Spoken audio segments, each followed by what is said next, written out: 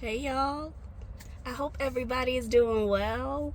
I wanted to just pop on and share something that's just been coming up a lot for me, spiritually and emotionally, and also from a mental health perspective, too. Um, about 2 weeks ago in church, something the pastor said really stood out to me and confirmed a lot of things in my personal spiritual life. But he said, the way you see God is the way you experience Him. And it made me think of something of an episode of one of my favorite shows. I don't know if y'all have seen the show Once Upon a Time. It's such a great show. It's on Disney Plus. It's old, but it's like all the fairy tale characters, but in real life in this fairy tale world, but they don't know who they are. And the main character, a little boy, his purpose is basically to remind people of who they are. Like, hey, you're Snow White. You are Prince Charming. You are Sleeping Beauty. His goal, his purpose is to remind them of who they are so that they can live out their purpose, their story, get their happy ending. But one episode, this is when they start to incorporate Frozen. And there's every season / episode, there's the bad guy. And the bad guy changes kind of sort of in every season. And one season, it was somebody that had snow powers like Elsa. She tried to act like she was Elsa's aunt, but she had these snow powers and she was pretending to be good, but she was really bad. And this villain, she activates a curse called the Curse of Shattered Sight. And it's so eerie how the curse is activated in the show. But she basically breaks this mirror and all the pieces shatter, and then she blows it. She blows it and casts it over all of Storyland, or whatever the little fairyland place is called. And one moment, everybody, before the curse reaches them, they're like smiling, they're laughing, they're getting along, and then in an instant, these shattered pieces of the mirror go into everybody's eyes, and immediately their countenance changes, their face changes, and they start to get this frown, they start to get this attitude, and they begin to attack the person that's right in front of them.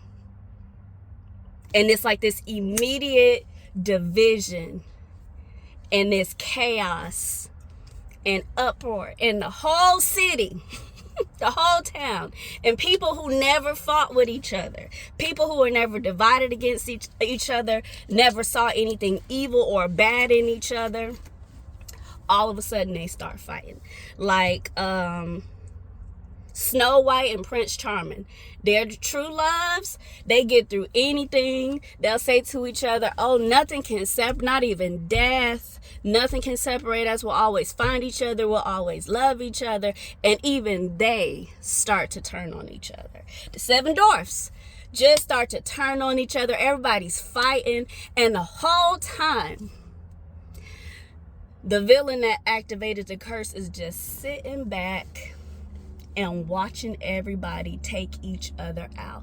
And as they are fighting with each other, I believe she is trying to get power on her own. It was just a distraction for her to get what she wanted. And that is what the enemy does. He shatters our view, our sight.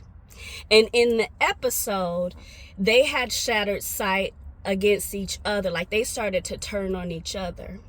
But what the enemy does is he shatters our sight so that we don't see God clearly. We don't see him as he is. We don't see ourselves clearly. We have shattered sight when it comes to ourselves. And it shatters our sight of other people. Because just as sure as you can't see things for what they are, you can't respond to them the right way. If you don't see it correctly, you won't respond to it appropriately. And then for people, if you don't identify as a Christian, if you don't believe in God, another angle of this is trauma and suffering. Trauma and suffering, and this is for people who do believe in God and don't believe in God, but I see it a lot in therapy that people have shattered sight because of the terrible things that have happened to them in their upbringing, in their relationships, in their health. They have shattered sight when something has broken their view of life, broken their view of themselves, broken their view of God, their view of people. It's all shattered. And my job as a therapist is to help people see themselves, their circumstances, and God, if they believe in God, more clearly. Because when you see things for what they are, when you have a holistic view, not a broken view, but a holistic view of it, it's easier to respond to it. And God does the same thing for us. When we see things through his love, when we see things through the cross, he gives us clear vision, clear sight of what's going on around us. And the Lord did that for me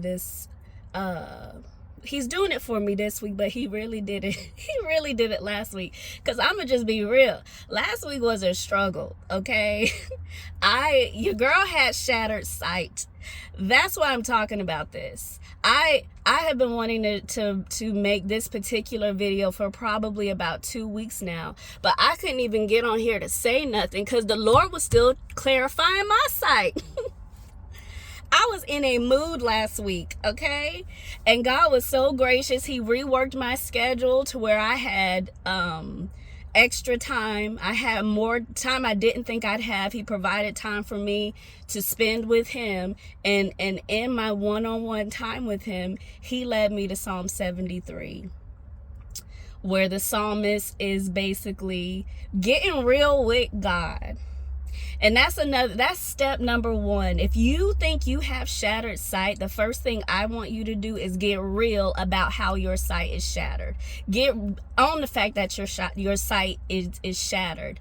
That you tell God or share with somebody that you love and trust exactly how you feel and exactly how you are seeing things. Because that's what I had to do with God. And that's what happens in therapy.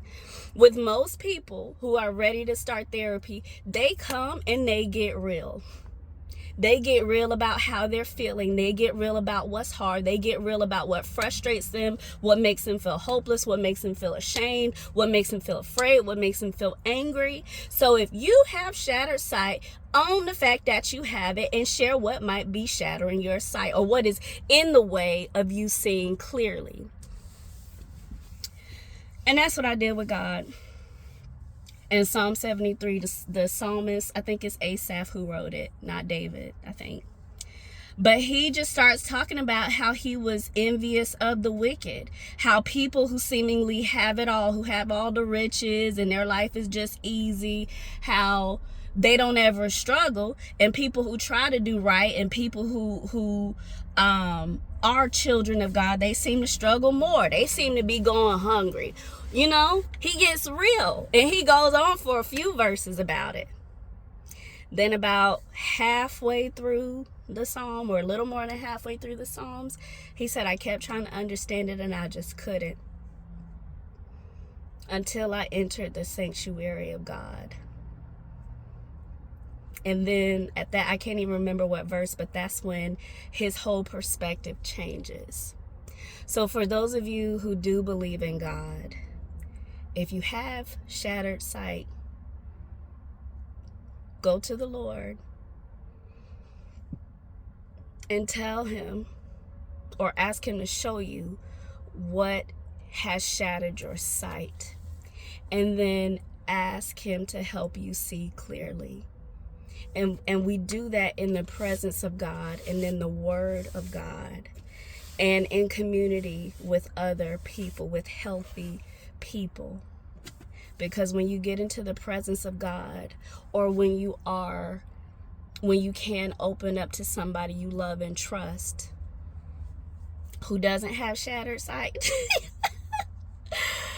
can't be somebody else with shattered sight. It got to be somebody who at least has better sight than you. But anyways, once we do that, once we get honest with God and we really try to dig deep to uncover what is in the way of us seeing him and seeing ourselves and our lives correctly, that's when the shift happens.